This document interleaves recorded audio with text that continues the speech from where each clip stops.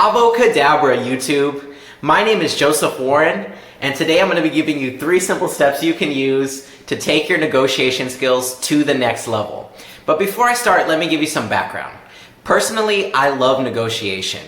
I almost see it like a fun game you can play in the real world. I was talking to a friend of mine, and he was actually kind of echoing that back to me. He said he likes people to tell him no 3 times before he'll stop asking or stop making an offer to them. And he also sees it like a game. The first no being, how can I creatively get this person to say yes? And I thought that was really cool. I've negotiated many things in my life. I've negotiated things from small purchases that didn't really matter that much, large purchases like cars, where to go to lunch, where to go to dinner, what movie to see. I've negotiated parking tickets and speeding tickets. Honestly, way too many times I've negotiated speeding tickets. And what I've learned is that everything is negotiable and that life is full of negotiations. Think about it. If you have a kid, you can negotiate with them on how to get them to eat healthy and eat their fruits and veggies. If you have a spouse, you can negotiate on who's going to do the chores or whether you should hire someone to do the chores. Everything is negotiable. And that's the topic for today. And let's jump right into it. Here are 3 tips you can use to become a master at negotiation. Number 1, find a free or no-cost way that you can do a kind gesture to the other side. This is a great technique when starting out a negotiation. One thing you can do is think, how can I compliment this person on something in a genuine way? And then do that. So you might say, hey, I really like the way your hair looks. Or, hey, that's a really cool shirt, to start off a negotiation. And the reason to do that is because 1, it costs nothing to compliment someone. Number 2, it costs nothing to be polite. And what you're doing is you're building goodwill with the other side. So you're spending $0, building goodwill, you're making yourself more likable, so they're more likely to give you the deal that you want. Now when doing this, of course, don't be fake, because people can tell subconsciously when you're being fake, or some can even tell consciously. And reputation is everything when it comes to negotiation. So you don't want to build the reputation for being someone who's fake. So a question you can ask is, what's a symbolic gesture I can do that will make this person feel good? What's something I can do to make them look good in the eyes of maybe their superiors or anyone else? Consider that, and you'll be starting off the negotiation on the right foot. Number 2 is very important. Look at the issue from the other person's point of view.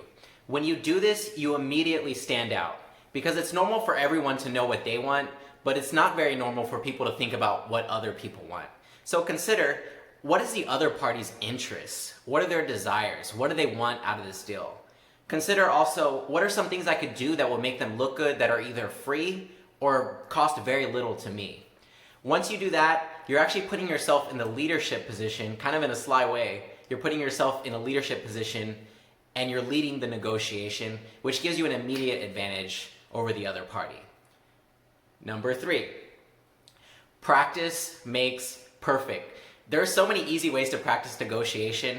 One way I like to do is go to garage sales, maybe wake up early on a Saturday morning, go to garage sales and negotiate on the price of things. Find something that you like, and then, don't make it obvious that you really like it, because that's not smart negotiation, but then let them make an offer first, be very polite and kind like we said, think about what they want from the deal, and then do your counter offer and just say, does that sound reasonable to you?